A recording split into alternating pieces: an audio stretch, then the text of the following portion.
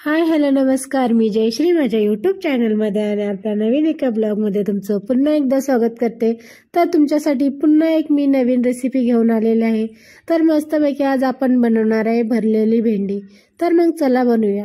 तर इकडे मी भेंड्या कट करून घेतलेल्या आहे। तर तुम्ही बघू शकता मी असे छोटे छोटे पीस केलेत आणि त्याला एक मधून कट दिलेला आहे। इकडे मी खोबरं भाजून घेतलंय सुक्क आणि तीळ पण थोडेसे भाजून घेतलेले आहेत। तर आता आपण याला मिक्सरला लावून बारीक पेस्ट करून घ्यायची। जर शेंगदाण्याचा कूट नसेल तर ते पण ह्याच्यामध्ये बारीक करून घेऊ शकता। तर इकडे मी बारीक करून घेतलेले आहेत आणि शेंगदाण्याचा कूट माझा ऑलरेडी रेडी होता, तर मी तो पण त्यात टाकून घेतलाय। नंतर याच्यामध्ये मी धने पावडर, लाल तिखट, थोडीशी हळद, गरम मसाला ऍड करून घेतलाय। चवीनुसार मीठ घालून घेतलं आणि त्याला आता व्यवस्थित मिक्स करून घ्यायचं। तर इकडे मी मिक्स करून घेतलेला आहे आणि आता आपण भेंडीला जिथून हे दिला होता, काप दिला होता, तर त्याच्यामध्ये तो मसाला व्यवस्थित दाबून भरून घ्यायचा। तर अशा प्रकारे त्याला दाबून वगैरे भरून घ्यायचा। तर आता बाकीच्या भेंड्या पण सर्व मी अशा प्रकारे भरून घेतलेल्या आहेत, तुम्ही बघू शकता।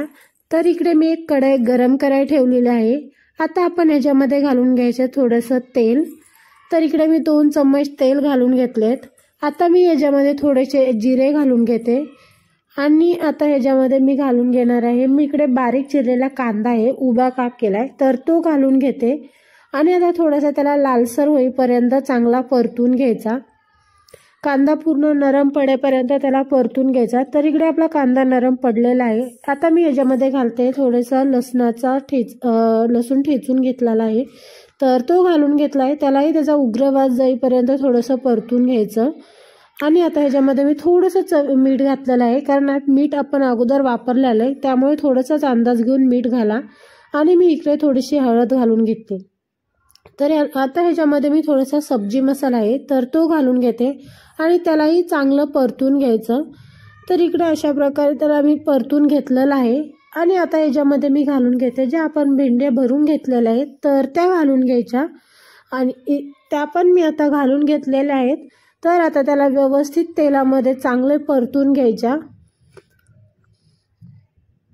तर तुम्ही बघू शकता मी मस्तपैकी भेंडी परतून घेतलेली आहे।